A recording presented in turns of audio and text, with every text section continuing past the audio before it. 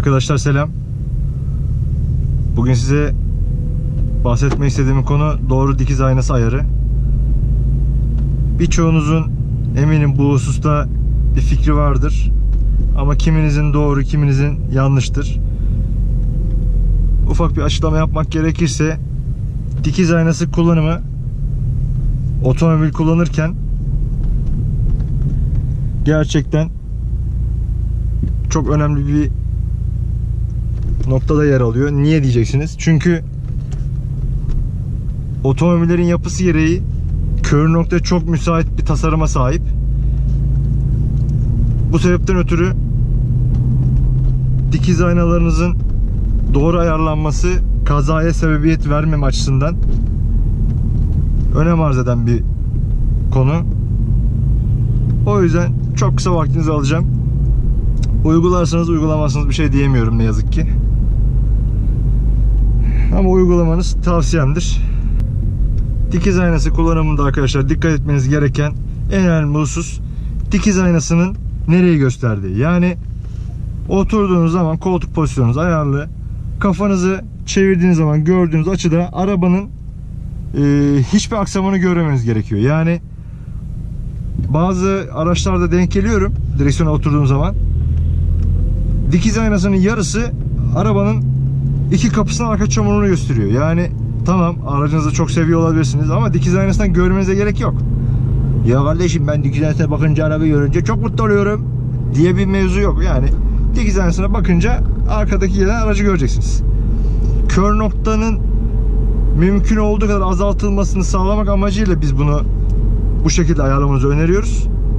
Nasıl olacak bu iş? Kafanızı çevirdiğiniz zaman, bu önemli, kafanızı çevirdiğiniz zaman, kafanızı şöyle eğdiğiniz zaman değil, kafanızı çevirdiğiniz zaman dikiz aynasının iç kısımlarından hiçbir şekilde aracın hiçbir aksamını görmemeniz gerekiyor.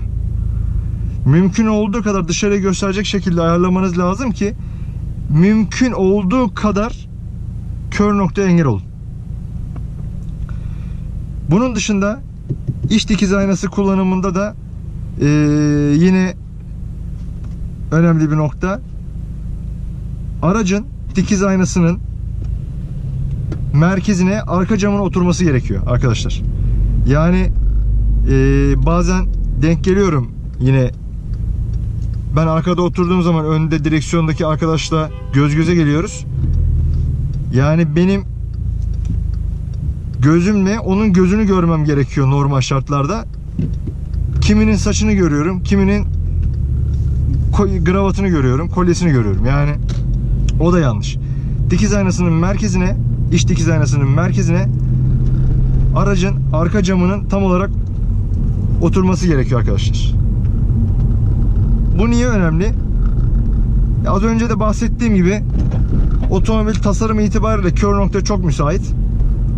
Bunu mümkün olduğu kadar engellemek amacıyla bu dikiz aynalarını doğru ayarlamamız gerekiyor. Bunun dışında tabii bir sürü konu var ama güvenli sürüş için bu konumuzda sadece anlatacaklarım budur. Eğer anlamadığınız, aklınıza takılan herhangi bir nokta varsa videomuzun altına yorum olarak belirtin. Seve seve açıklayalım. Eğer videomuzu beğendiyseniz beğen butonuna basmayı unutmayın.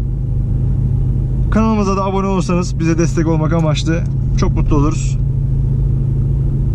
Bir sonraki videoda görüşmek üzere. Hoşça kalın arkadaşlar. Kendinize iyi bakın.